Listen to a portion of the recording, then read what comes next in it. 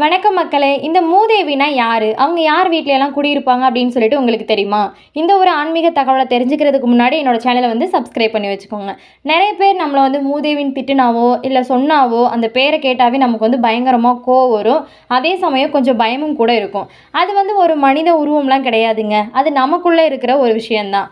ஒரு அலட்சியம், ஒரு சோம்பேறித்தனம், பொறாமை இது எல்லாத்தோட வடிவம் தான் மூதேவின்னு சொல்லப்படுது. அவங்க யார் வீட்ல அதிகமா இருப்பாங்க அப்படின்னு பார்த்தீங்கன்னா, வீட்டுக்குள்ள எப்ப பாரு வாக்குவாதம், சண்டை, வீடு சுத்தம் இல்லாம இருக்கிறது, அந்த வீட்ல தெய்வ வழிபாடே இல்லாம இருக்கும். இது எல்லாமே இருக்கும் உங்க வீட்ல மூதேவி கண்டிப்பா குடியிருப்பாங்கன்னு சொல்லப்படுது. அதே மாதிரி யார் வீட்லலாம் இருக்க மாட்டாங்க அப்படின்னு பார்த்தீங்கன்னா, நல்லா ஒற்றுமையா இருக்கிறது, வீட்ல பக்தியா இருக்கிறது, வீட்ட தினமும் ரொம்ப சுத்தமா வச்சுக்கிறது, பிரார்த்தனை பண்றது, இவங்க வீட்லலாம் மூதேவிக்கு இடமே இருக்காது அப்படின்னு சொல்லப்படுது. நீங்க எப்பவுமே ஞாபகத்துல வச்சுக்கோங்க. மூதேவி அப்படிங்கிறது நமக்குள்ள இருக்கிற ஒரு சோம்பேறித்தனம் தானே தவிர, மற்றபடி வேற எதுவுமே கிடையாது. இது எல்லாத்தையுமே நம்ம கடந்து வந்துட்டோம் அப்படின்னு சொன்னா, அதுதான் நம்ம வாழ்க்கையில முன்னேறக்கூடிய ஒரு விஷயம் சொல்லப்படுது. உங்கள எத்தனை பேர் இந்த மாதிரி ஃபாலோ பண்ணுறீங்க வீட்டில் அப்படின்னு சொல்லிட்டு எனக்கு கமெண்ட்டில் சொல்லுங்கள்.